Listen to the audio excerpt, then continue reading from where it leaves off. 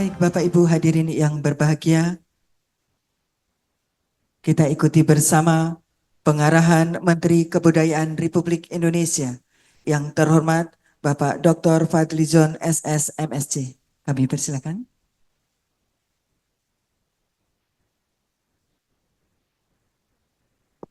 Bismillahirrahmanirrahim. Assalamualaikum warahmatullahi wabarakatuh. Salam sejahtera bagi kita semua. Om Swastiastu, Namo Buddhaya, salam kebajikan, rahayu. Yang saya hormati Kepala Bapeda, Kepala Dinas, Bapak Kepala Dinas, Kepala Taman Budaya, Bapak tokoh-tokoh, raja-raja, penglingsir, seniman budayawan yang hadir pada kesempatan siang hari ini. Alhamdulillah saya bisa bersilaturahmi ke Taman Budaya Nusa Tenggara Barat yang sudah cukup lama hadir menjadi bagian dari ujung tombak juga untuk kegiatan-kegiatan seni budaya di Nusa Tenggara Barat. Sebagai Menteri Kebudayaan Republik Indonesia, tentu ini baru pertama kali dan merupakan bagian dari komitmen pemerintahan di bawah kepemimpinan Bapak Prabowo Subianto. Kita ingin menjadikan kebudayaan kita ini fondasi bagi pembangunan bangsa. Ya. Tadi dan kemarin saya sudah lihat sejumlah cagar budaya atau cagar budaya memang baru 2 di Nusa Tenggara Barat ini, Taman Narmada, dan juga ke beberapa desa adat, desa budaya, Genggelang, Desa Prawira, dan juga ke beberapa tempat, dan baru saja juga dari Museum Negeri NTB, termasuk ke gudang museum, saya melihat bahwa koleksi warisan budaya dari Nusa Tenggara Barat ini luar biasa, banyaknya. Tadi saya lihat naskah lontar saja ada 1.300-an. Itu akuisisi yang sudah lama berhenti tahun 2006. Apalagi kalau terus-menerus dilakukan akuisisi terhadap naskah-naskah itu. Jadi manuskrip-manuskrip termasuk mungkin Al-Quran dan juga kitab-kitab tasawuf atau kitab-kitab fikih atau kitab-kitab lain yang banyak ditemukan di NTB ini memang perlu satu penanganan. Dan ini juga menunjukkan sekali lagi warisan budaya yang luar biasa.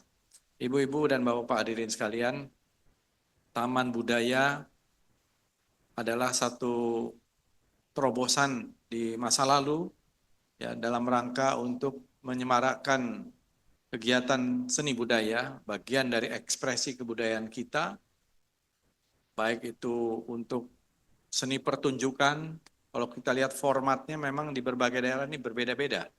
Ini termasuk format yang bentuknya seperti teater. Dan di sini bisa ada seni pertunjukan, teater, mungkin musik, tari-tarian, dan juga berbagai macam jenis ekspresi budaya. Kita berharap ke depan ini taman-taman budaya ini semakin semarak kegiatannya. Memang di Kementerian Kebudayaan kita juga ikut menyalurkan dana alokasi khusus untuk event di Taman Budaya ya setiap tahun. Tapi juga perlu juga ada sentuhan-sentuhan perbaikan fisik sebenarnya. Nanti kita bekerja sama dengan pemerintah provinsi, pemerintah kabupaten kota agar ada juga bagaimana satu skema perbaikan fisik ya sentuhan-sentuhan sehingga taman-taman budaya ini juga lebih menarik terutama untuk generasi muda, Gen Z, ya, generasi Alpha, sehingga mereka datang ke sini selain untuk mencari mungkin hiburan, tapi yang paling penting adalah bagaimana mereka bisa mengapresiasi seni budaya, ekspresi-ekspresi seni budaya, baik yang tradisi maupun yang kontemporer, ya. Jadi kita memang harus di samping melestarikan. Nah, di sini saya hadir juga bersama Dirjen Ini Pak Dirjen silakan berdiri. Pak Dirjen Pelindungan Kebudayaan dan Tradisi, Bapak Dr. Restu Gunawan, ada juga para staf ahli, para staf khusus. Di samping itu juga ada Ketua Balai Pelestarian Kebudayaan Bali dan NTB. Tadi saya juga sampaikan di museum, kita harus punya Balai Pelestarian Kebudayaan sendiri di NTB ini. Gitu. Karena saya lihat potensinya sangat besar. Potensi untuk warisan budaya tak benda atau intangible cultural heritage-nya ini juga sangat besar. Benda-benda yang tadi saya sebutkan, manuskrip, lontar, kain-kain, termasuk keramik-keramik dan lain-lain itu juga banyak. Termasuk museumnya juga menurut saya harus direvitalisasi sehingga bisa menampung lebih banyak koleksi dan terutama menghidupkan narasi. Nah, menghidupkan narasi ini, literasi ini bagian yang sangat penting ke depan. Bapak-bapak, ibu-ibu hadirin sekalian, saya mohon maaf tidak bisa berpanjang lebar, tapi tentu silaturahmi kita ini bukan silaturahmi sekali saja, kita ke depan saya kira akan lebih banyak lagi. Kebetulan juga di Lombok ini baru saja kan saya meresmikan atau melantik pengurus Sekretariat Nasional Perkerisan Indonesia Korwil Lombok, dan saya juga pernah menulis buku tentang keris Lombok. Mudah-mudahan nanti ke depan ada katalog-katalog lontar Lombok yang atau NTB yang begitu banyak jumlahnya, dan kita ingin tahu bagaimana kok bisa manuskrip-manuskrip ini lahir di Nusa Tenggara Barat ini luar biasa. Termasuk yang paling legendaris adalah manuskrip dari negara Kertagama yang dulu dibawa oleh Belanda, kemudian dikembalikan, kan itu ditemukan di Nusa Tenggara Barat, negara Kertagama. Dari situlah kita bisa tahu bagaimana cerita dan isi dari negara Kertagama. Demikian ibu-ibu dan bapak-bapak hadirin sekalian, terima kasih. Mudah-mudahan Taman Budaya Nusa Tenggara Barat ini akan semarak ke depan. Kita sangat terbuka untuk bekerja sama. Mungkin juga kita tahu ada dana abadi kebudayaan. Ya, mungkin di NTB ini juga perlu didesain satu kegiatan yang sifatnya bisa nasional, misalnya festival apa gitu ya. Mungkin yang belum ada di tempat-tempat lain, terkait manuskrip kah atau apa yang bisa kita dukung, bantu secara anggaran juga ke depan. Terima kasih. Wassalamualaikum warahmatullahi wabarakatuh. Baik, terima kasih kami sampaikan kepada Menteri Kebudayaan Republik Indonesia. Assalamualaikum warahmatullahi wabarakatuh. Bismillahirrahmanirrahim. Alhamdulillahirabbil alamin wassalatu wassalamu ala asyrofil mursalin sayyidina Muhammadin wa ala alihi washabihi ajmain. Rabbi shrah li sadri wa yassir li amri wahlul 'uqdatam min lisani yafqahu qawli. Amma ba'du. Yang terhormat Bapak Direktur Kebudayaan Bappenas Republik Indonesia yang hadir secara Zoom. Kemudian yang saya hormati Kepala Bapeda Nusa Tenggara Barat, Bapak Dr. Haji Iswandi. Kemudian yang saya hormati juga Bapak Profesor Haji Mahyuni, Bapak Ibu peserta dialog kebudayaan yang saya tidak bisa sebutkan satu persatu, hadir para tokoh budayawan, kepala taman budaya, kemudian dari majelis adat, dari Dewan Kebudayaan sendiri, dan para praktisi, akademisi, pemerhati budaya yang hadir pada pagi hari ini. Alhamdulillah berbahagia sekali kita hari ini dalam silaturahim fikir yang luar biasa untuk Pak. Mantap. Silaturahim fikir pada hari ini untuk bersama-sama membangun komitmen dan meneguhkan kembali komitmen kita untuk pemajuan kebudayaan khususnya di Nusa Tenggara Barat. Pada hari ini tentu tema kita lebih spesifik karena ada suhunya di sini, yaitu terkait dengan bagaimana dialog hari ini dan juga rumusan-rumusan pikiran-pikiran dari kita semua bisa mewarnai dan juga mungkin menjadi sesuatu yang bisa diwujudkan dalam tidak hanya rencana pembangunan jangka panjang daerah 2025 sampai 2029, tetapi juga bisa menjadi kegiatan-kegiatan atau program konkret yang bisa dilaksanakan oleh pemerintah bersama masyarakat untuk pemajuan kebudayaan. Tentu saja kalau dari sisi regulasi kita sudah khususnya di Nusa Tenggara Barat sudah sangat lengkap sekali sebagai bentuk dari amanah Undang-Undang Nomor 5 Tahun 2017 tentang pemajuan kebudayaan. Kemudian tahun 2001 juga sudah ditindaklanjuti oleh pemerintah kita, pemerintah daerah dengan terbitnya Perda Nomor 16 Tahun 2021. Dan tentu saja terakhir kemarin pada tahun 2000 Pergub ya lahir Pergub nomor 83 tahun 2022 terkait dengan pembentukan DKD yang tentu saja baru Agustus 2024 kemarin di ini. Jadi cukup lama nih, hampir setengah tahun tidak ada kegiatan karena memang pergantian kepemimpinan di daerah kita juga cukup menyita waktu sehingga dialog-dialog secara formal seperti ini itu beberapa bulan ini tidak terlaksana, tetapi diskusi-diskusi di beberapa tempat dan komunitas terkait dengan kebudayaan itu senantiasa oleh kita semua, tidak hanya Dewan Kebudayaan tetapi juga para akademisi, pelaku dan praktisi juga melaksanakan. Bapak Ibu yang saya hormati, mungkin di kesempatan pertama ini kita bersama-sama akan mendengarkan pemaparan dari Direktur Kebudayaan Bappenas Republik Indonesia, Bapak Didi Darmanto, SOS MPA. Beliau adalah jabatan hari ini Direktur Agama Pendidikan dan Kebudayaan, Direktorat Agama Pendidikan dan Kebudayaan Kementerian PPN atau Bappenas Republik Indonesia. Assalamualaikum Pak Didi. Waalaikumsalam Ibu. Apakah suara saya terdengar dengan baik, Bu? Oh ya, baik. Terima kasih Pak sudah bergabung di acara Dialog Kebudayaan yang sebenarnya kami berharap bisa hadirnya luring nih, biar bisa silaturahim langsung bersama kami di Nusa Tenggara Barat.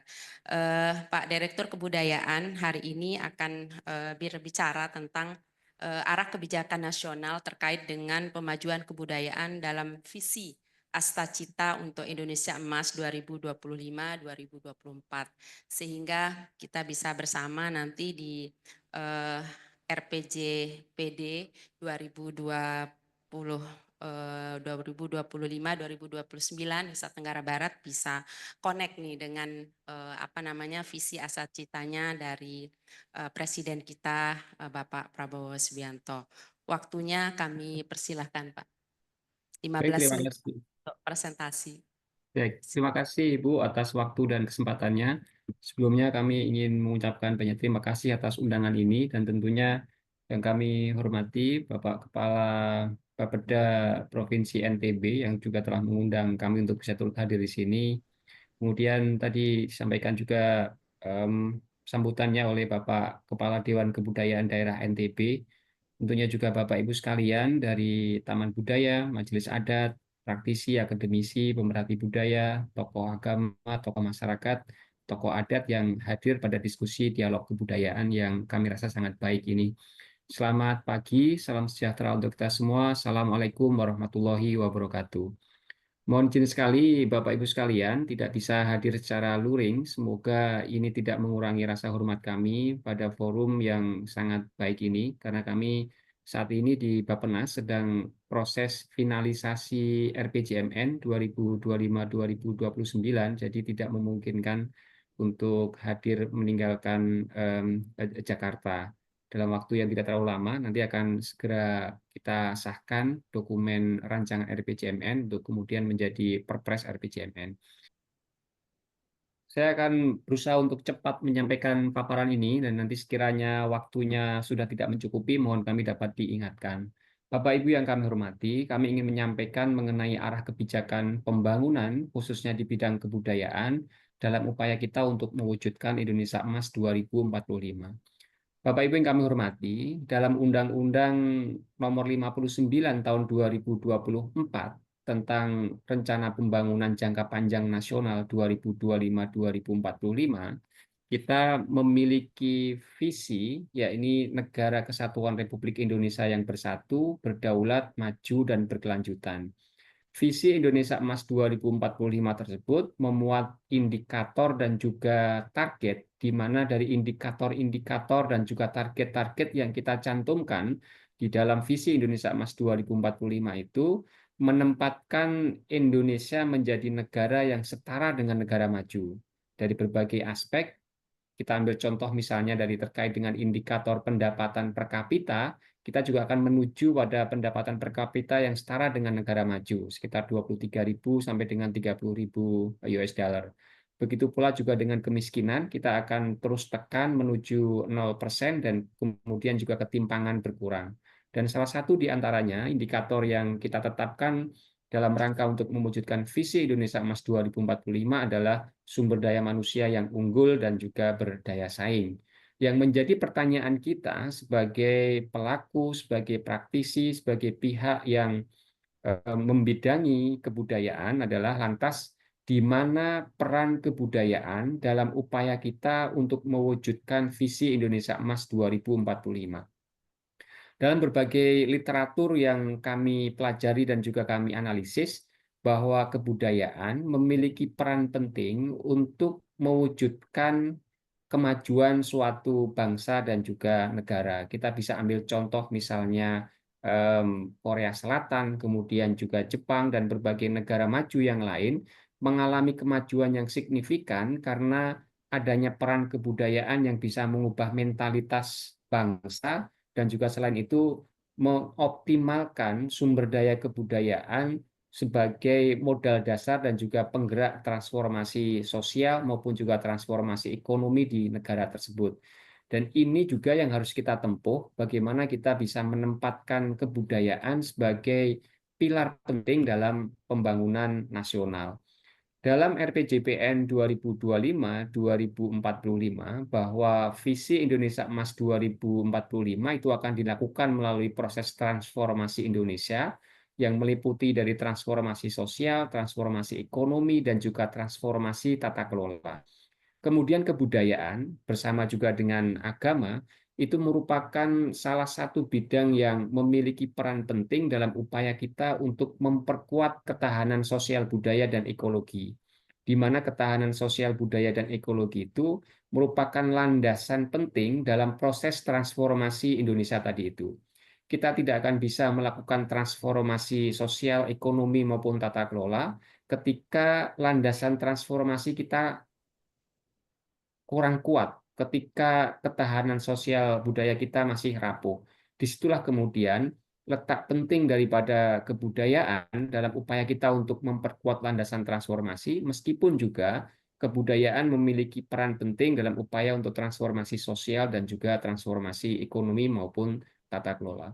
Sejalan dengan arah kebijakan dalam RPJPN, Pak Presiden Prabowo dan juga Wakil Presiden Pak Gibran, itu kemudian di dalam Astacita, dalam salah satu astanya, yaitu yang kemudian Astacita itu dalam RPJMN kami terjemahkan menjadi prioritas nasional, yang kedelapan, yaitu terkait dengan upaya kita untuk memperkuat penyelarasan kehidupan yang harmonis dengan lingkungan, alam, dan budaya, serta peningkatan toleransi antar umat beragama untuk mencapai masyarakat yang adil dan makmur. Astacita yang ke-8 dari Pak Prabowo ini selaras betul dengan RPJPN yang menempatkan agama, budaya, dan juga lingkungan alam dalam satu tarikan nafas dalam upaya kita untuk memperkuat ketahanan sosial budaya untuk mencapai masyarakat yang adil dan makmur tadi itu. Dan itu kemudian kami terjemahkan di dalam RPJPN berikut dengan arah kebijakan maupun juga strategi yang nanti akan kami sampaikan dalam slide berikutnya. Selain Asta Cita yang ke-8, selain Asta yang ke-8, cita yang keempat itu juga sangat erat terkait dengan kebudayaan, yaitu upaya untuk membangun sumber daya manusia yang unggul dan juga berdaya saing, di mana salah satu kegiatan prioritas yang kita arahkan untuk memperkuat daya saing sumber daya manusia tadi adalah terkait dengan manajemen talenta nasional di bidang seni budaya. Nanti rincian kebijakan juga akan kami sampaikan pada slide berikutnya. Bapak Ibu yang kami hormati, dalam pembangunan kebudayaan kita memiliki satu indikator yang kita gunakan secara bersama-sama, baik itu di tingkat pusat maupun di tingkat daerah, yang kita jadikan sebagai alat ukur untuk melihat kemajuan pembangunan kebudayaan, yaitu Indeks Pembangunan Kebudayaan. Saat ini capaian kita masih sekitar 57,13 di tingkat nasional, dan Nusa Tenggara Barat termasuk provinsi yang di atas, sedikit di atas capaian rata-rata nasional, yaitu 57,37. Dan kalau kita perhatikan dari dimensi-dimensi penyusun indeks pembangunan kebudayaan, di capaian di Nusa Tenggara Barat ini juga sudah cukup baik dibandingkan dengan rata-rata nasional. Namun demikian ada penekanan-penekanan yang kita perlu terus untuk upayakan agar jauh lebih baik. Semisal untuk bagian ekspresi warisan budaya, ini capaiannya masih di bawah rata-rata nasional, rata-rata nasional 51,54, kemudian di NTB masih sekitar 48,37. Nah, ini yang nanti perlu kita analisis lebih lanjut, kira-kira apa yang perlu untuk kita terus tingkatkan agar aspek atau dimensi warisan budaya tadi itu bisa terus kita tingkatkan. Demikian pula juga dengan ketahanan sosial budaya. Di Nusa Tenggara Barat meskipun sudah cukup bagus 68, namun capaiannya masih di bawah rata-rata nasional. Demikian pula dengan aspek gender, tataran gender. Ini di Nusa Tenggara Barat masih cukup jauh bedanya dengan rata-rata yang di tingkat nasional masih 52, sementara yang di tingkat nasional 58,71.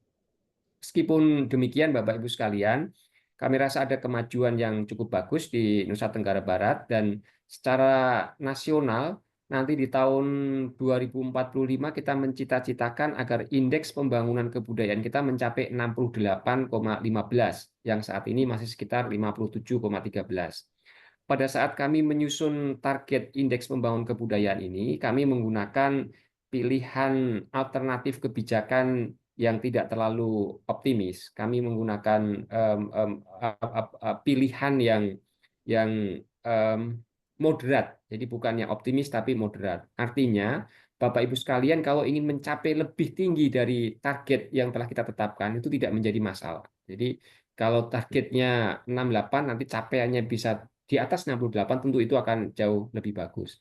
Dan yang ingin kami sampaikan bahwa Indeks Pembangunan Kebudayaan ini menjadi indikator pembangunan kebudayaan yang kita gunakan di tingkat pusat maupun daerah. Berdasarkan instruksi Menteri Dalam Negeri nomor 1 tahun 2024, bahwa seluruh indikator yang tertuang di dalam RPJPN itu harus tertuang di dalam RPJPD dan harus tertuang di dalam RPJMD. Dengan demikian, IPK, Indeks Pembangunan Kebudayaan, ini juga harus dituangkan dalam dokumen perencanaan di daerah, baik itu di tingkat provinsi maupun di tingkat kabupaten kota.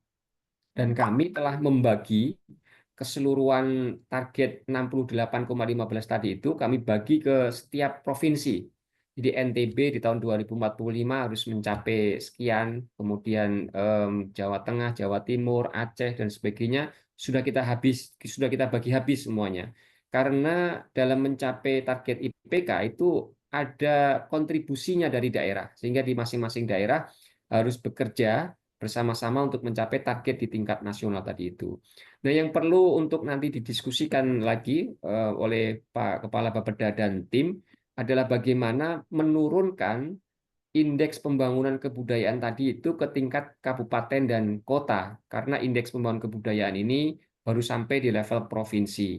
Untuk kabupaten kota perlu dicari proksi yang menggambarkan dukungan dari kabupaten kota dalam pencapaian setiap dimensi pembangunan kebudayaan. Jadi untuk katakanlah untuk dimensi ekonomi budaya, itu indikator apa yang bisa dijadikan ukuran untuk kabupaten kota yang itu bisa mencerminkan dukungan dari kabupaten kota tersebut untuk mencapai dimensi ekonomi budaya di tingkat provinsi. Kami membuka pilihan yang seluas-luasnya bagi setiap provinsi untuk bisa merumuskan indikator antara tadi itu untuk masing-masing kabupaten kota. Bapak Ibu yang kami hormati, kami mengidentifikasi beberapa tantangan dalam pembangunan kebudayaan di Provinsi Nusa Tenggara Barat ini, dan tentu ini adalah pandangan kami yang kami lihat dari jauh, dan kami hanya melihat berdasarkan isu maupun pemberitaan yang muncul di media massa, yang tentu nanti sekiranya ada hal yang perlu diluruskan, kami sangat terbuka. Yang pertama adalah bahwa peran kebudayaan dalam pembangunan yang berkelanjutan itu belum sepenuhnya optimal. Jadi ada tarik-menarik antara cultural preservation dengan economic activity yang itu hampir terjadi di setiap daerah, terutama daerah-daerah yang sedang mengembangkan apakah itu terkait dengan industri pariwisata ataupun industri tambang dan lain sebagainya. Itu selalu ada tarik-menarik antara upaya kita untuk pelestarian budaya dan juga dengan kegiatan aktivitas ekonomi. Dan ini tentu tidak hanya berdampak pada kerusakan lingkungan, tapi juga berdampak pada upaya pelestarian kebudayaan. Karena ketika tanah atau lingkungan itu menjadi rusak, ketika hutan adat itu rusak, ketika landscape budaya itu rusak, maka budaya yang lahir, yang tumbuh dan berkembang di atas tanah itu juga akan ikut punah, akan ikut tidak lestari. Nah, ini yang tentunya perlu menjadi perhatian kita bersama agar dalam pelaksanaan pembangunan itu ada upaya untuk memainstreamingkan, mengarus utamakan paradigma kebudayaan dalam setiap langkah pembangunan di tingkat daerah, kabupaten kota maupun juga provinsi. Kemudian upaya pelindungan dan pengembangan keragaman nilai, ekspresi, dan juga praktek kebudayaan kami rasa juga masih perlu terus untuk ditingkatkan, karena beragam seni budaya, tradisi, budaya lokal itu juga terancam punah. Ini tren yang tidak hanya terjadi di NTB, hampir di semua daerah, tapi ada beberapa daerah yang tren kepunahannya itu ada percepatan gitu. Dan ini seiring juga dengan modernisasi dan lain sebagainya. Nah, tentu kita yang bergerak di bidang kebudayaan ini yang terus perlu berupaya untuk menjaga, melindungi dan juga melestarikan warisan budaya kita. Dan itu tidak hanya terkait dengan cagar budaya, tapi juga bagaimana dengan tradisi-tradisi kebudayaan yang sudah ada sejak semula itu juga perlu terus untuk kita lestarikan. Dan yang tidak kalah penting, ini dari aspek budaya. Kita merupakan salah satu negara bangsa yang memiliki keanekaragaman bahasa daerah, dan berdasarkan dari riset yang kami analisis, bahwa di tahun 2023 saja itu ada sekitar 24 bahasa daerah yang kehilangan penutur aslinya. Dan salah satu provinsi yang mengalami kehilangan penutur asli dari bahasa daerah tersebut adalah Provinsi NTB terkait dengan bahasa Tambora.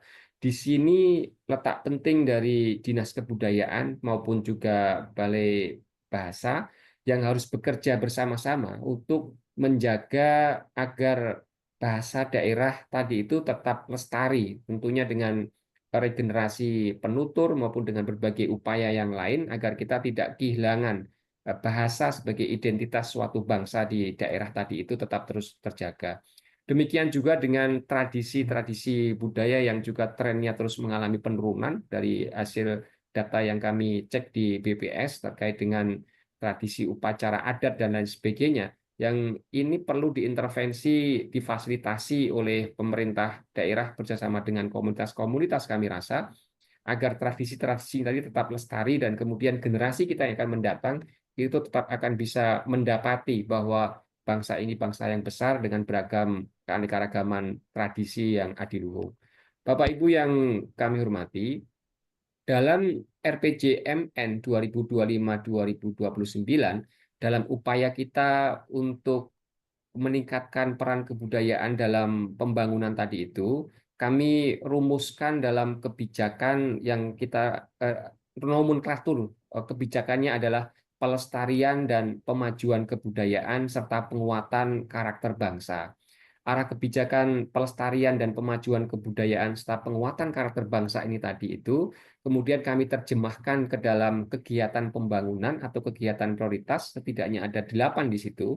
Yang pertama adalah penguatan karakter dan jati diri bangsa. Ini merupakan kebijakan yang kami maksudkan untuk betul-betul menjaga karakter dan jati diri serta identitas kita sebagai sebuah bangsa yang mendaku sebagai bangsa yang superpower di bidang kebudayaan. Dan ini membutuhkan kerja dari banyak stakeholder, dari banyak pihak, karena ketika kita bicara karakter dan jati diri bangsa, maka itu tidak hanya di bidang kebudayaan saja, tapi juga ada bidang pendidikan, ada bidang ekonomi, agar etika ekonomi dan juga bisnis itu tetap bisa berjalan, ada bidang lingkungan, dan lain sebagainya, yang ini kemudian perlu kita sinergikan. Kemudian yang kedua, pelindungan dan pelestarian warisan budaya. Ini melalui berbagai strategi, diantaranya adalah peningkatan tata kelola pembangunan kebudayaan, pelestarian cagar budaya, nilai budaya, tradisi, dan kearifan lokal, dan juga revitalisasi manuskrip. Kemudian yang ketiga, pemanfaatan khasanah budaya dan pengembangan kawasan pemajuan kebudayaan. Ini merupakan salah satu strategi atau kebijakan terobosan yang Bappenas tawarkan kepada Kementerian Kebudayaan dan juga termasuk kepada Bapak Ibu sekalian di pemerintah daerah mengenai upaya kita untuk mengembangkan kawasan pemajuan kebudayaan. Kalau kita mengenal ada kawasan ekonomi khusus, ada kawasan industri, sementara kita bangsa Indonesia yang eh, dikenal sebagai bangsa yang superpower di bidang kebudayaan, yang memiliki sumber daya kebudayaan yang melimpah dari Sabang sampai Merauke, kenapa kita tidak mengembangkan kawasan pemajuan kebudayaan, yaitu kawasan yang dikembangkan berbasiskan pada potensi lokal yang berbasiskan atas kearifan lokal dan juga sumber daya kebudayaan tadi itu. Kemudian yang keempat, jaminan hak kebudayaan, ekspresi budaya, dan pemberdayaan masyarakat hukum adat. Ini untuk memastikan bahwa masyarakat adat, komunitas adat, kemudian juga hutan adat, tanah ulayat, itu tetap lestari, dan kemudian juga ada jaminan pengelolaan, kepemilikan atas tanah ulayat, tanah adat, dan juga upaya kita untuk melestarikan, bukan hanya melestarikan lingkungan, tapi juga melestarikan kebudayaan yang berdiri di atas tanah tersebut. Yang kelima, pengembangan bahasa dan sastra Indonesia. Tadi itu termasuk bahasa daerah dan juga aksara daerah dan juga termasuk sastra daerah. Ini yang penting menjadi penekanan kita untuk memperkokoh jati diri kita sebagai sebuah bangsa. Kemudian yang keenam, pengembangan budaya bahari dan revitalisasi jalur rempah. Ini masih menjadi pembahasan kami di Bappenas, apakah menjadi kegiatan tersendiri atau menjadi bagian dari kegiatan-kegiatan yang saat ini sudah kita rumuskan. Kemudian yang ketujuh, transformasi layanan kearsipan untuk mengembangkan memori kolektif bangsa. Dan kami rasa setiap daerah memiliki memori kolektif bangsa yang khas, yang memiliki ciri khas, dan itu bisa kita kembangkan sebagai bagian upaya kita untuk memperkuat jati diri. Dan arsip-arsip yang di daerah yang selama ini hanya semata untuk mendukung tata kelola pemerintahan, itu harus diarahkan untuk mendukung upaya kita memperkuat memori kolektif bangsa. Kemudian yang terakhir, pengembangan diplomasi kebudayaan. Ini kita maksudkan bahwa agar bangsa ini sebagai bangsa yang besar di bidang kebudayaan itu bisa memberikan pengaruh terhadap perkembangan peradaban dunia. Dan ketika kita bicara diplomasi kebudayaan, itu bukan berarti kita harus selalu berkunjung ke luar negeri dengan membawa muhibah seni budaya, tapi bagaimana kita bisa membangun, menciptakan event-event kebudayaan, menciptakan medan magnet kebudayaan di dalam negeri yang mendapatkan rekognisi dan pengakuan di tingkat internasional. Kita bisa mengembangkan apakah itu festival budaya, apakah itu Pasola atau apapun itu di daerah masing-masing yang kemudian mendapatkan pengakuan dan diakui di tingkat internasional, di tingkat daerah, bahwa ini adalah budaya yang adiluhung dan kemudian bisa menjadi trendsetter dalam pembangunan kebudayaan. Bapak Ibu yang kami hormati, ini slide terakhir yang ingin kami sampaikan, yaitu bahwa kami dalam upaya kita untuk meningkatkan kualitas sumber daya manusia di bidang kebudayaan, salah satu kebijakan terobosan yang kita tempuh adalah dengan mengembangkan manajemen talenta nasional di bidang seni budaya. Dan ini landasannya adalah peraturan presiden. Kami di Bappenas ditugaskan untuk bisa mengawal MTN bidang seni budaya. Maksud daripada MTN bidang seni budaya ini adalah kita ingin melahirkan para talenta-talenta unggul di bidang kebudayaan yang bisa menghasilkan karya yang berkualitas dan juga direkognisi, diakui oleh dunia internasional dengan karya-karyanya tadi itu. Dan salah satu langkah percepatan yang sudah kita lakukan diantaranya adalah melalui pengembangan MTN Laboratorium tadi itu, di mana MTN Lab ini menjadi wahana untuk memberikan peningkatan kapasitas terhadap talenta seni budaya. Dan MTN Lab tadi itu sudah berkembang di beberapa daerah dengan masing-masing bidangnya, di mana bidang seni budaya itu berfokus setidaknya pada 5 bidang, yaitu seni pertunjukan dan teater, kemudian ada seni musik, kemudian ada bahasa dan sastra, dan seni kriya, dan lain sebagainya. Dan kita berfokus pada itu agar nanti bisa menghasilkan talenta-talenta seni budaya yang unggul. Kami rasa itu dulu yang dapat kami sampaikan, Bapak Ibu sekalian. Nanti selebihnya kita berdiskusi karena keterbatasan waktu sehingga tidak bisa menyampaikan paparan secara lebih detail. Demikian, saya kembalikan. Terima kasih. Terima kasih Pak Didi atas paparannya yang luar biasa. Ternyata ada yang baru tadi ya, yang kita juga, saya sendiri juga belum pernah mendengar, dan satu tawaran yang luar biasa. Dan mungkin kita komunitas budaya di NTB termasuk pemerintah provinsi bisa memanfaatkan ini. Kalau di bidang ekonomi ada KEK gitu, kawasan ekonomi khusus. Nah, tadi dari Bappenas merancang tawaran yang tentu saja mungkin di sini ada Kepala Bapeda langsung nanti yang akan merespon, dan kita semua ada kawasan pemajuan kebudayaan. Nah, itu kalau misalnya kemarin Pak Jokowi ada 7 KEK kawasan khusus. Nah, mungkin mudah-mudahan NTB masuk dalam tahap awal di kawasan pemajuan kebudayaan itu. Terima kasih Bu Rektor, Pak Kepala Bapeda, Bapak Ibu sekalian. Terima kasih atas kesempatannya. Mohon maaf bila ada hal yang kurang berkenan. Semoga suatu saat nanti bisa langsung diskusi bersama di NTB. Terima kasih. Selamat siang. Assalamualaikum warahmatullahi wabarakatuh. Waalaikumsalam warahmatullahi wabarakatuh. Terima kasih Pak Direktur. Sampai ketemu di silaturahim luringnya nanti di Nusa Tenggara Barat. Ya. Bapak Ibu yang saya hormati, alhamdulillah kita sudah mendengar dari Direktur Kebudayaan Bappenas terkait dengan RPJM pemajuan kebudayaan dalam Asta Cita Presiden Prabowo. Mungkin selanjutnya kita bersama informasi yang tadi apakah juga selaras dengan apa yang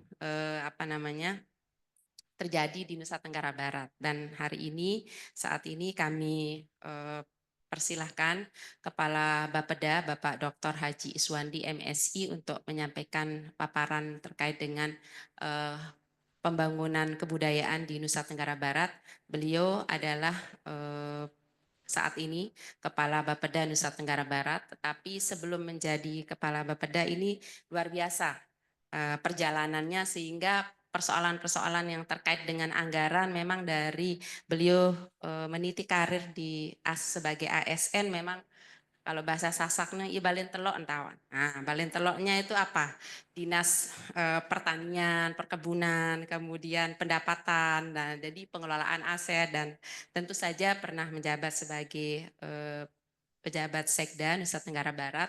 Nah, ini juga dapur redaksi anggaran APBD itu kan ada di sana. Nah, hari ini tentu saja beliau memegang amanah sebagai Kepala Bapeda Nusa Tenggara Barat.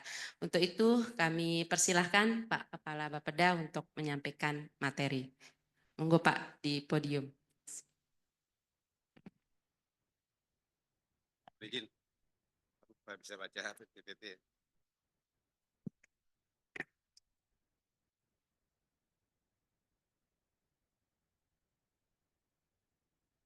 Bismillahirrahmanirrahim. Assalamualaikum warahmatullahi wabarakatuh.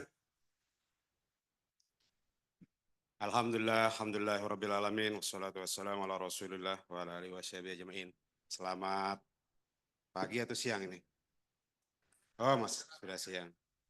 Selamat siang, salam sejahtera untuk kita semua.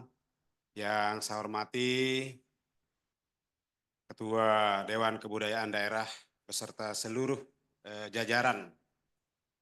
Secara umum saya sebutkan seluruh pegiat seni dan budaya di Nusa Tenggara Barat.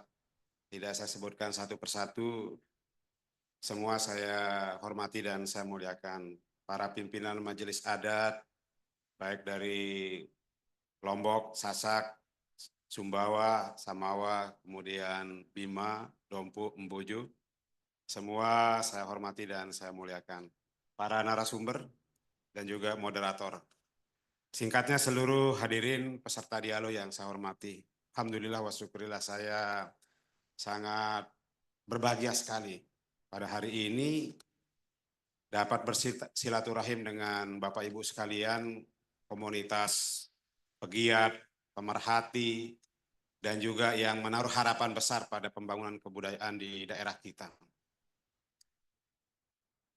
Untuk dimaklumi Bapak Ibu sekalian, tadi memang saya yang minta kepada Bu Rektor untuk langsung berdialog dengan narasumber dari Bappenas, supaya kita mengetahui seperti apa arah pembangunan kebudayaan dalam 20 tahun dan 5 tahun ke depan. Nah, itulah yang menjadi dasar dari kami Bapeda menginisiasi untuk memfasilitasi Dewan Kebudayaan.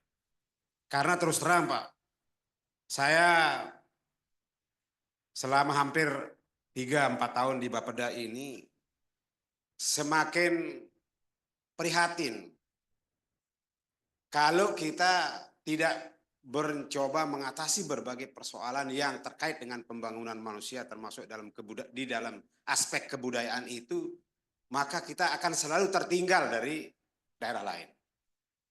Tapi tidak banyak yang saya lihat tempat kita bertanya. Dinas Pendidikan dan Kebudayaan sendiri saya lihat tidak terlalu banyak aktivitasnya.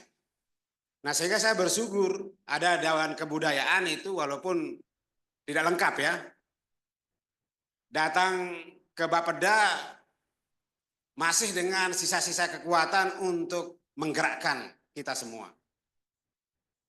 Alhamdulillahirabbil alamin. Jadi saya di tengah-tengah sekarang Bapak Ibu sekalian, dalam konteks kita menyusun kebijakan daerah untuk pembangunan 20 tahun ke depan, alhamdulillah sudah ditetapkan Perda nomor 9 tahun 2024 tentang pembangunan jangka panjang daerah Provinsi Nusa Tenggara Barat. Kemudian ini dengan sudah diadanya pemilihan gubernur, akan ditetapkan rencana pembangunan jangka panjang menengah daerah 5 tahun. Apa yang akan dikerjakan oleh gubernur di dalam konteks pembangunan kebudayaan ini, itu kami sedang berproses. Nah, kami dari Bapeda ya bersama Dewan Kebudayaan ini menginisiasi untuk mendengar. Dan alhamdulillah apa yang harus kita kerjakan untuk menjawab isu-isu pembangunan kebudayaan di tanah air, di Indonesia dan khususnya di Nusa Tenggara Barat sudah sama-sama kita dengar. Mudah-mudahan arah kita ini sama. Tidak beda-beda. Tadi saya banyak mendengar masukan perlu ada dinas kebudayaan. Perlu ada ya balai macam-macam.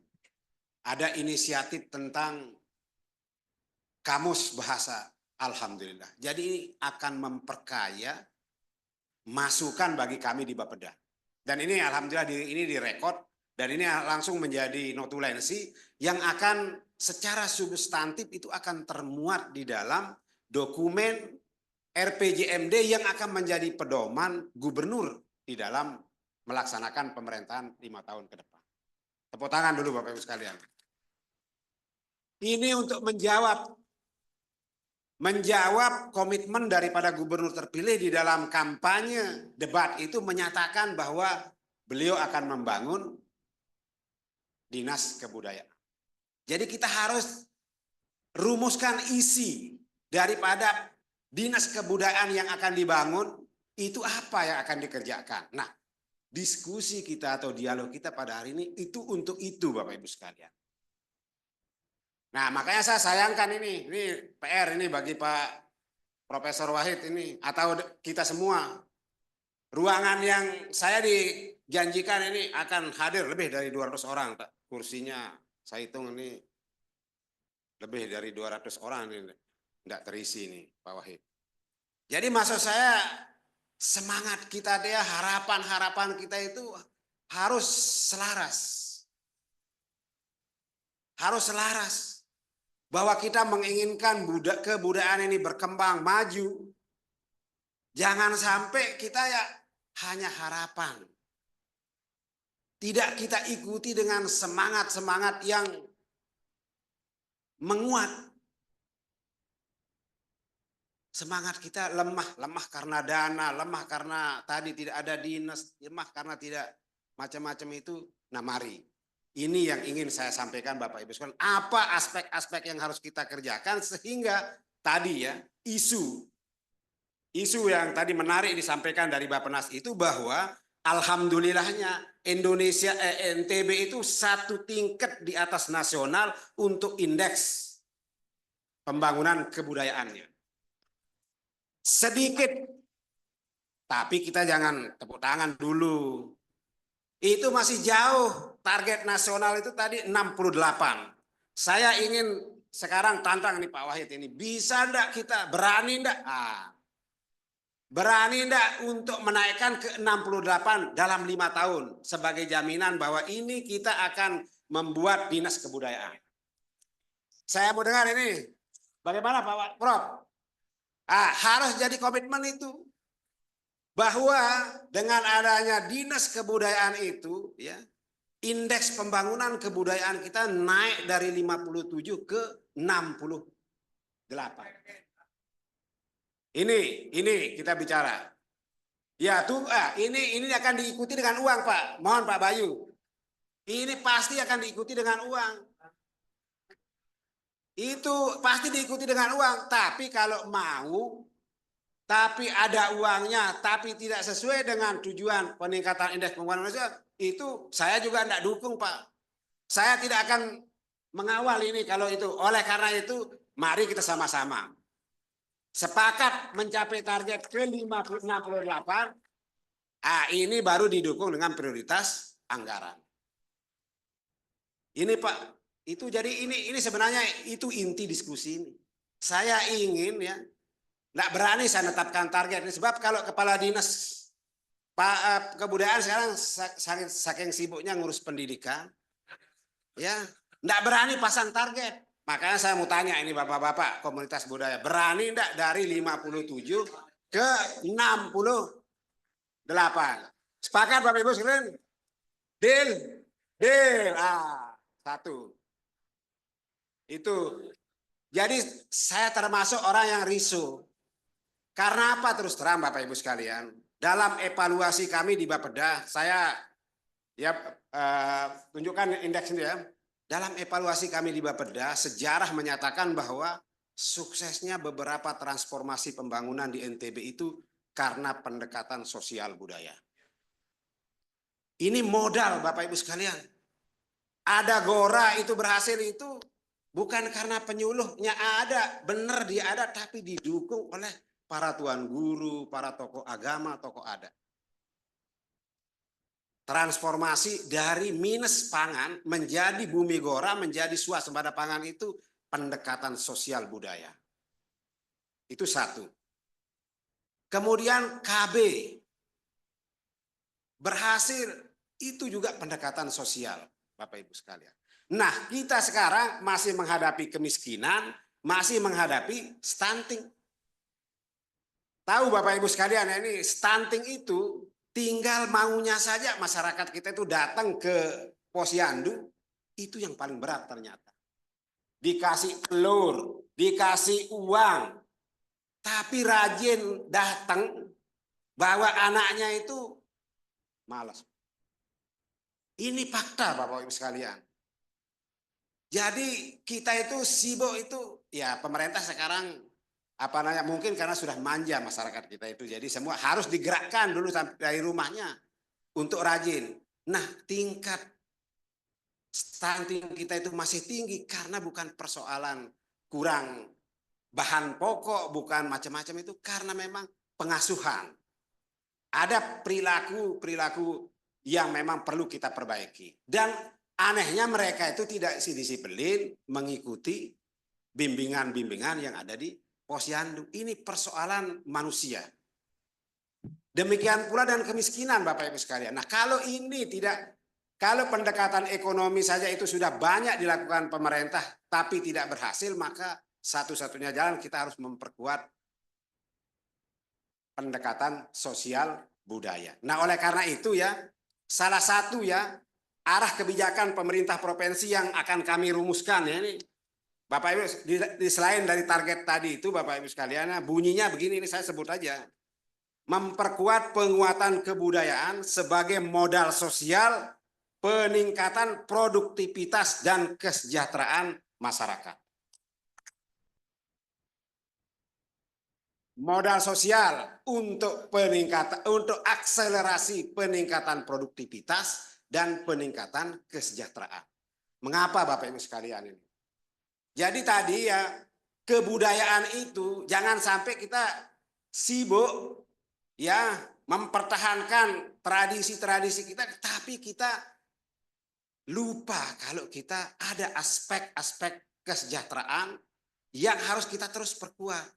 Soal produktivitas. Nah, ini Bapak Ibu sekalian, tadi ya salah satu indikator visi nasional Indonesia 20 tahun ke depan itu adalah peningkatan produktivitas. Indikatornya itu adalah pendapatan per kapita. Nah, kalau pendapatan per kapita tidak bisa kita dengan tidur-tidur Bapak Ibu sekalian. Harus kita, budaya kita itu harus dapat mengantarkan kita itu pada peningkatan produktivitas. Baru NTB ini akan naik dari lower middle income, pendapatan per kapita yang rendah, menuju ke pendapatan per kapita yang tinggi. Dalam 20 tahun, pendapatan per kapita itu harus naik menjadi pendapatan menengah ke tinggi. Ini berat Bapak Ibu sekalian. Jadi jangan kita hanya mendukung Bapak Gubernur terpilih ini di pencoblosan. Kita harus dukung untuk mewujudkan ini. Karena ini paling berat ini. Kalau tidak, maka kita akan berada dalam masyarakat yang masih tergolong miskin. Ini. Sedangkan Indonesia pada 100 tahun nanti itu harus sudah menjadi masyarakat yang memiliki pendapatan yang tinggi. Negara maju. Nah, itu tadi 20 tahun harus dicapai. Nah, nanti ada target-targetnya, ini saya ingin sampaikan. Jadi itu yang akan menjadi payung di dalam mengembangkan pemajuan kebudayaan di NTB tadi itu, bagaimana kita memperkuat pemajuan kebudayaan dalam konteks mengakselerasi peningkatan produktivitas dan kesejahteraan. Nah, karena itu isu utama di NTB ini Bapak Ibu sekalian. Kita rupanya masih terlalu banyak tidur siang. Jam kerja masyarakat kita itu adalah ada pada kebanyakan sektor informal, Bapak-Bapak. 70% informal, 30% formal. Nah, yang namanya transformasi tadi, misi transformasi itu harus berubah. Di balik 70% formal, 30% informal. Nah, kita adalah masyarakat golongan petani. Jadi harus bertransformasi, pertanian kita itu menjadi transformasi maju sehingga dia punya standar upah yang dapat meningkatkan kesejahteraan. Nah, ini tantangan kita Bapak Ibu sekalian, dan oleh karena itu saya ingin sekali lagi ini kita sedikit lebih tinggi dari nasional, tapi kita harus punya lompatan mendekati, ya coba lanjut. Mendekati ini DIY dan Bali. Coba Bali ini, Bali sudah 69. Jadi kalau kita target 65 ya. 71. Kalau kita targetkan 71 ya setara-setara Bali lah gitu, tadi disebut Bali. Tapi kan tadi target nasional 68. Saya ingin kita sekali, kalau tadi Bapak sudah setuju 50 berapa? 68. Nah, bagaimana kalau kita naikkan menjadi 71 seperti Bali tahun 2023? Ini perlu skenario ya untuk melaksanakannya. Ini Bapak daerah yang sudah maju, Bali dan Jogja. Jadi kalau yang maju-maju itu kita contoh lah. Nah, ini harapannya Bapak Ibu sekalian. Nah, apa itu indeks pemajuan kebudayaan? Nah, saya ingin menjawab tadi keluhan berkaitan dengan kelembagaan. Bapak Ibu sekalian, yang namanya indeks pemajuan kebudayaan itu adalah instrumen untuk memberikan gambaran kemajuan kebudayaan yang dapat digunakan sebagai basis formulasi kebijakan bidang kebudayaan serta menjadi acuan dalam koordinasi lintas sektor. Nah, kata-kata lintas sektor ini yang saya ingin tekankan Bapak Ibu sekalian. Jadi bisa iya ada dinas kebudayaan akan lebih maju dan atau juga bisa juga dia lebih mundur. Jadi masih 50-50 lah. Tergantung bagaimana komitmen dan leadership kita. Karena apa? Dimensi ya, ini ada 7 Bapak Ibu sekalian. 7 dimensi yang harus kita intervensi di dalam meningkatkan indeks pemajuan kebudayaan ini. Yang pertama ekonomi budaya. Kedua pendidikan. Nah tadi mengapa dia di dinas pendidikan urusan kebudayaan itu dilekatkan? Ya karena yang namanya mengurus kebudayaan itu bukan hanya ansih orang yang ada di dalam komunitas kebudayaan, tapi sekolah-sekolah itu juga menjadi berperan di dalam meningkatkan pemajuan kebudayaan. Kemudian ketahanan sosial budaya. Ya, kemudian warisan budaya, ekspresi budaya, budaya literasi. Nah, ini Bapak Ibu sekalian. Budaya literasi kita sangat lemah. Ya, hasil pendampingan dari mitra pembangunan namanya inovasi itu ditemukan anak SD, tamat SD masih banyak yang tidak bisa baca. Hampir sama jumlahnya antara yang bisa dengan yang tidak bisa. Jadi ya inilah yang menyebabkan kita perlu risau akan kualitas sumber daya manusia ke depan, bagaimana ini kita bisa atasi bersama-sama. Kemudian gender. Nah, mari kita lihat Bapak Ibu sekalian, ya. Apa itu dimensi-dimensi itu? Lanjut. Nah, ini yang namanya ekonomi Bapak Ibu sekalian yang harus kita intervensi nanti bagaimana aktivitas ekonomi yang tercipta sebagai hasil pemanfaatan dari objek pemajuan kebudayaan. Nah, apa indikatornya? Ya, penduduk 15 tahun atas yang terlibat sebagai pelaku atau pendukung pertunjukan seni budaya. Nah, ini harus didata Bapak Ibu sekalian.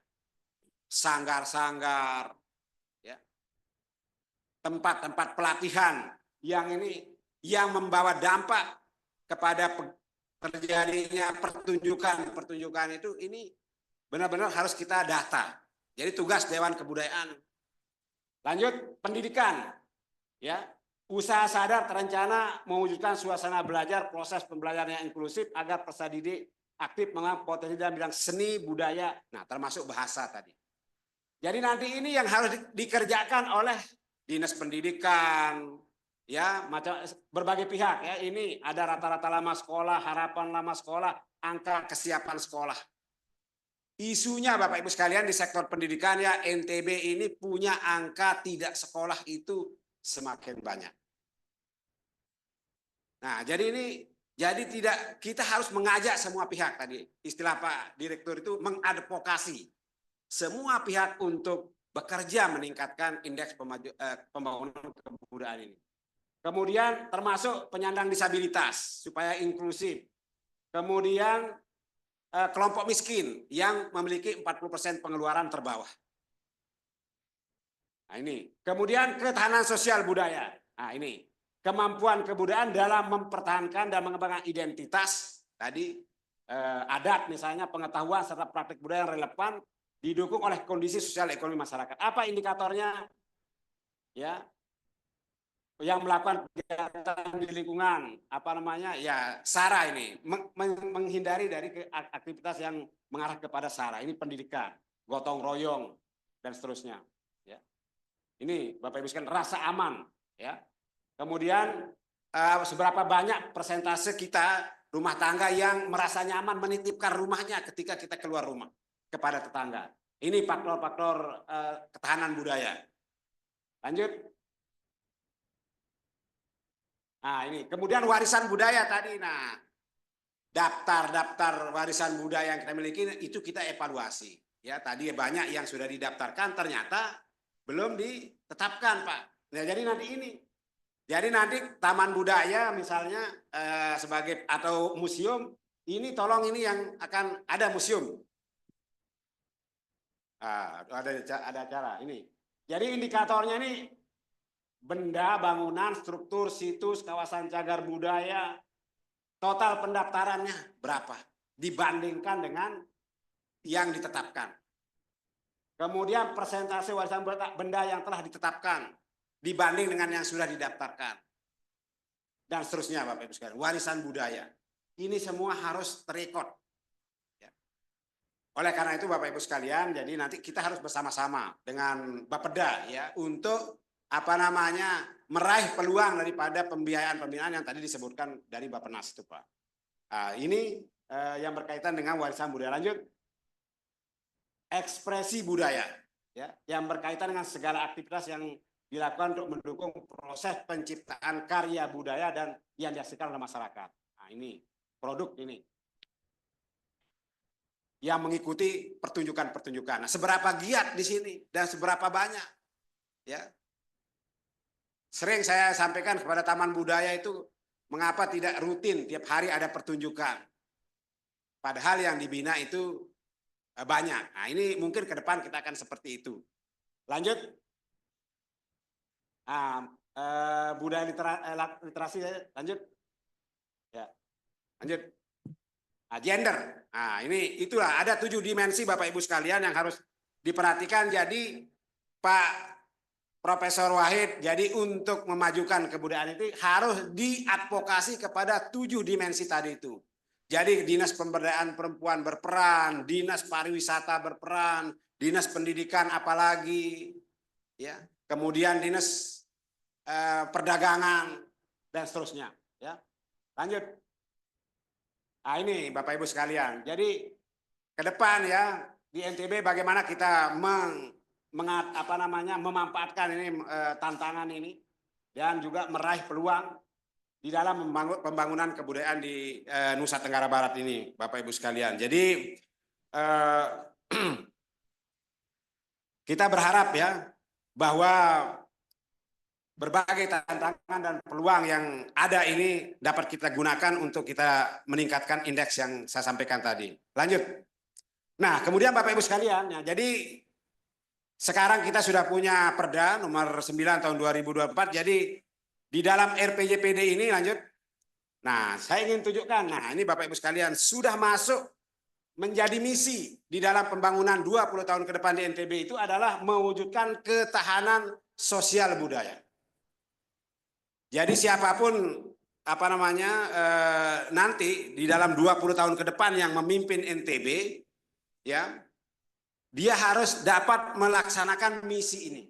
Misi jangka panjang, ini misi 20 tahun, diantaranya ini adalah mewujudkan ketahanan sosial budaya. Jadi dari segi arah kebijakan pembangunan yang akan dilaksanakan di NTB dalam 20 tahun ke depan sudah tertuang misi mewujudkan ketahanan sosial budaya dan lingkungan. Nah, tadi tinggal bagaimana implementasinya. Ini yang sama-sama kita perlu kawal. Lanjut. Ya, nah ini yang dalam 5 tahun Bapak Ibu sekalian. Dalam 5 tahun ada 2 arah kebijakan yang akan diperkuat di dalam mendukung pengembangan kebudayaan. Yang pertama adalah perlindungan kebudayaan lokal dan tradisi. Nah, ini prioritas Bapak Ibu sekalian, prioritas dalam 5 tahun ke depan. Tapi dalam konteks yang lebih luas itu tadi adalah membangun ketahanan budaya. Ya. Tapi prioritasnya yang kita akan mengupayakan perlindungan, termasuk tadi yang cagar-cagar budaya, ya, perlindungan kebudayaan lokal dan tradisi masyarakat. Ya. Ini yang perlu saya tegaskan. Dan juga nanti ini diharapkan ini ada upaya perlindungan berbagai kebudayaan lokal atau tradisi ini adalah dapat memperkuat pembangunan sosial. Nah, sebagaimana saya sebutkan tadi. Jadi sudah jelas ya. Jadi kalau ditanya bagaimana kemauan pemerintah, inilah dokumen yang sudah ada, Pak.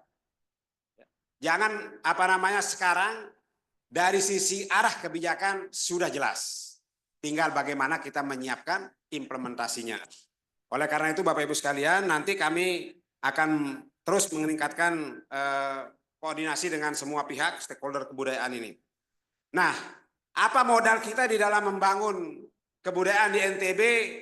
Kita sudah punya Perda nomor 16 tahun 2021. Ini Perda tentang penguatan kebudayaan. Jadi ini luar biasa nih. Sudah ada dokumen perencanaan pembangunannya, sudah ada payungnya yang bersifat normatif, yakni adalah Perda. Nah, apa yang akan menjadi perhatian atau objek di dalam pemajuan kebudayaan ini banyak sekali Bapak Ibu sekalian. Tradisi lisan, cagar budaya, manuskrip, adat istiadat, ritus, pengetahuan tradisional, teknologi tradisional, seni, bahasa, permainan rakyat, olahraga tradisional, dan indikasi geografis. Ya, tempat-tempat yang dianggap itu sebagai tempat-tempat yang menjadi ritus budaya. Ini Bapak Ibu sekalian. Jadi ini semua. Nah, siapa yang apa yang harus perlu kita persiapkan di dalam rangka pemajuan kebudayaan? Yang paling penting ini adalah SDKT ini, Sistem Data Kebudayaan Terpadu. Nah, oleh karena itu rekomendasi yang berikutnya saya berharap Pak Prof adalah selain target tadi, kemudian arah kebijakan, yang ketiga adalah bagaimana kita menguatkan ini sistem data ini. Supaya nanti Bapeda itu ya tinggal membuat tahapan, oh tahun ini yang ini, tahun ini yang ini, terus sampai tuntas. Ya. Lanjut. Ya. Kemudian ini apa peran daripada Dewan Kebudayaan? Ya mohon ini, karena Dewan Kebudayaan merupakan forum lintas sektor dan juga melibatkan partisipasi daripada masyarakat supaya benar-benar ini bisa diperkuat eksistensinya, rencana-rencana aksinya. Dan alhamdulillah kami sudah mintakan ini difasilitasi tempat kantor sekretariat Dewan Kebudayaan itu di Taman Budaya. Alhamdulillah, terima kasih Pak Kepala Taman Budaya. Tepuk tangan dulu. Nah, jadi kalau sudah ada kantornya, ada kelembagaannya, nah, pasti tinggal uangnya kan ya Pak Wahid ya. Nah, jadi hari ini dia belum punya uang, tapi bisa ngundang bapak-bapak. Jadi uang itu enggak segala-galanya lah. Ya. Uang bisa kita cari gitu. Oke, itu kemudian apa ekosistem kebudayaan ini yang tolong ini yang harus kita terus perkuat, pranata kebudayaan, SDM, lembaga, sarana prasarana dan apresiasi. Nah, jadi ini tolong ini yang menjadi rencana aksi nanti Pak Wahid. Ya. Kemudian ini kita harus masukkan agenda ini di dalam renja Dinas Kebudayaan nantinya. Ya. Lalu apa strateginya? Nah ini Bapak Ibu sekalian tadi sesuai dengan ekosistem itu, maka ada 9 strategi ini. Nah, jadi ini mungkin juga bisa menjadi didalami ini bisa menjadi rekomendasi ini ya. Yang pertama mengenai kapasitas SDM, kemudian pelestarian seni tradisional, pelestarian bahasa daerah, riset ya, kajian tadi untuk pelestarian itu, dan berbagi pengetahuan, kemudian penguatan peran Dewan Kebudayaan Daerah, digitalisasi seni budaya, kurikulum pendidikan, perlindungan dan pengakuan kearifan lokal, dan pengembangan ekonomi lokal terkait dengan budaya. Ini ada 9. Ya, ini yang kami usulkan masuk di dalam dokumen perencanaan untuk dilaksanakan dalam 5 tahun ke depan. Jadi kalau maksudnya kalau ada Dinas Kebudayaan nanti, dia tidak bikin pekerjaan-pekerjaan seperti maunya. Tapi yang akan dikerjakan itu yang 9 poin ini, Pak. Nih. Untuk mencapai target yang tadi saya sebutkan itu dari 57 ke 68. Ya. Lanjut. Nah, ini Pak.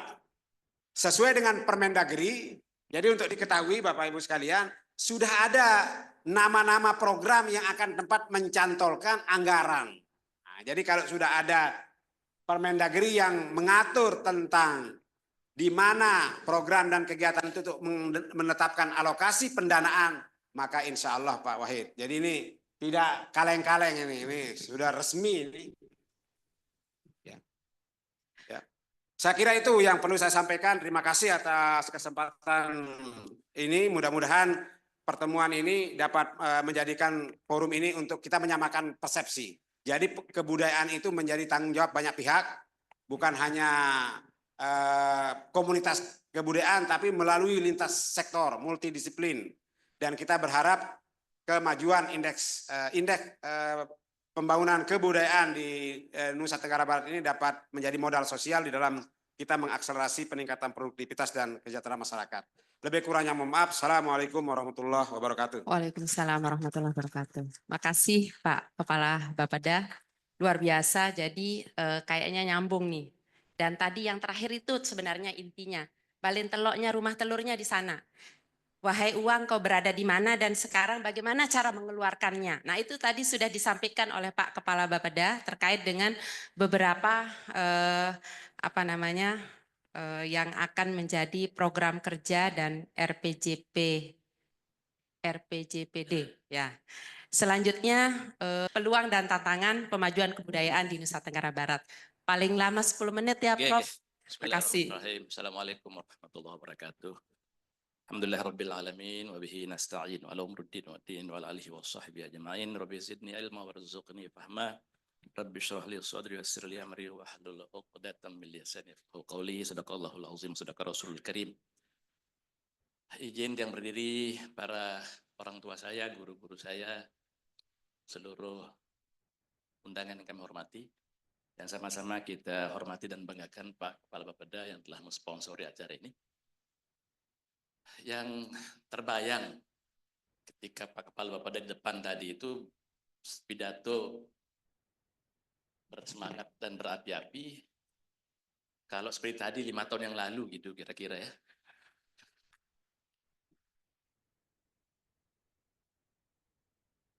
Kenapa saya katakan itu? Karena mohon maaf, saya sejak 2006 Bapak Ibu jadi dosen tamu penguji di Udayana. Sampai hari ini katanya hanya saya yang dipertahankan sudah belasan tahun berarti. Yang saya lihat mereka itu dan tokohnya salah satu adalah Profesor Ruscaya. Itu memang cara berpikir mereka out of the box. Kalau rutinitas, saya sering bilang itu, siapa saja bisa jadi pejabat. Tapi harus keluar dari kebiasaan. Dari hal-hal konvensional, sehingga kita bisa maju. Itu yang mereka lakukan. Pelibatan Udayana dalam berpikir kebudayaan, dalam berpikir bahasa, mereka all out. Sama dengan di Kupang. Demikian juga. Sehingga provinsi mereka itu memang betul-betul jadi milik bersama gitu. Dan punya apa yang saya sebut sebagai core value. Nilai inti yang mereka kembangkan, kalau saya orang Bali maka saya orang Hindu. Kalau saya orang Kupang maka saya orang Kristen. Kita berani enggak itu? Saya orang NTB maka saya Muslim. Karena di mana-mana di dunia sama. Di Australia maju. Bapak Ibu bisa bayangkan enggak? Mereka itu tempat buangan penjahat. Hari ini negara terstabil di dunia adalah Australia. Kenapa? Mereka ungkapkan core value-nya itu. Mereka Kristen. Kalau itu jadi semangat kita berjuang, ini kalau ada yang mengatakan ada orang Sasak, mungkin yang tidak Muslim, itu deviasi aja sebenarnya. By nature, by design, kita sudah sunnatullah, Muslim semuanya. Nah, itu yang penting saya mau sampaikan. Kenapa demikian? Karena subhanallah, Lombok hari ini menjadi the world tourist best destination. Tujuan wisata turis terbaik dunia nomor sake kita ini. Kenapa tidak Bima di Lombok? Belum dieksplorasi.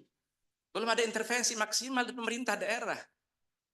Ini sekitar segini-gini aja kita di Lombok udah the best world. Bayangkan. Nah, oleh karena itu, mudah-mudahan Pak Gubernur baru kita, apapun tadi yang disampaikan itu oleh beliau sebagai pengawal, sayangnya beliau ini pensiun tahun depan kalau nggak salah ya. Kalau beliau 5 tahun ke depan seperti tadi, luar biasa kita ini. Kami ini dari Dewan Kebudayaan hanya mendukung secara konseptual. Teman-teman di komunitas, di dinas, jika itu terbentuk nanti, itu menjadi eksekutornya.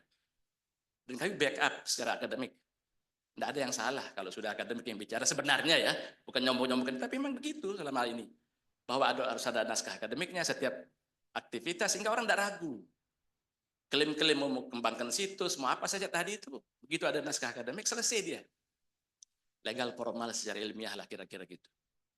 Nah, oleh karena itu Bapak Ibu yang kami hormati, mohon maaf saya bersemangat karena memang baru disiapkan oleh nasional ini ruang untuk itu ya. Sebelumnya kita tidur ini.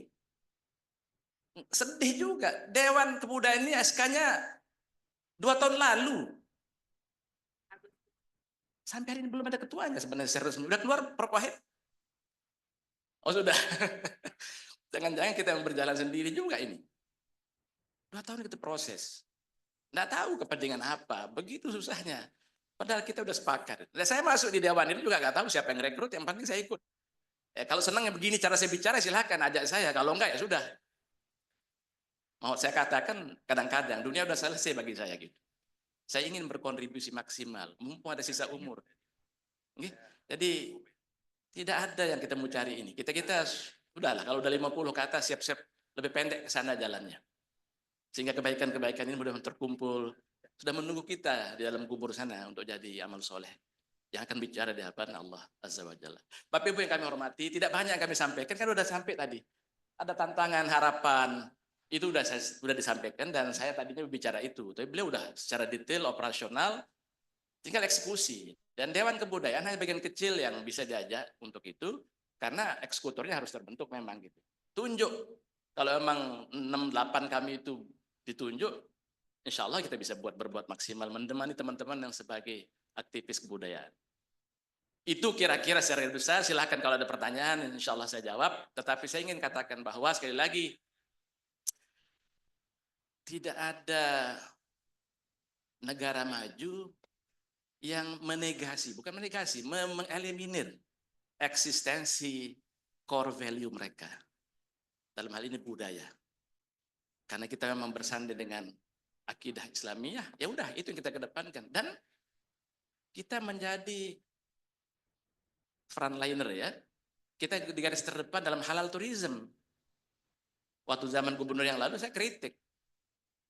Saya katakan halal tourism sebagai branding kita, lalu kenapa dihilangkan?